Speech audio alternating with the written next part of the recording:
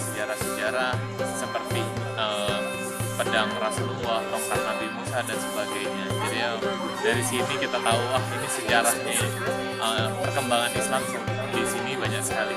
Ini yang keberapa kemarin? Keberapa kali? Ini kali pertama. Kesannya bagaimana?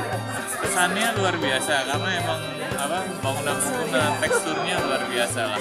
Bangunan-bangunan terdahulu itu sangat luar biasa.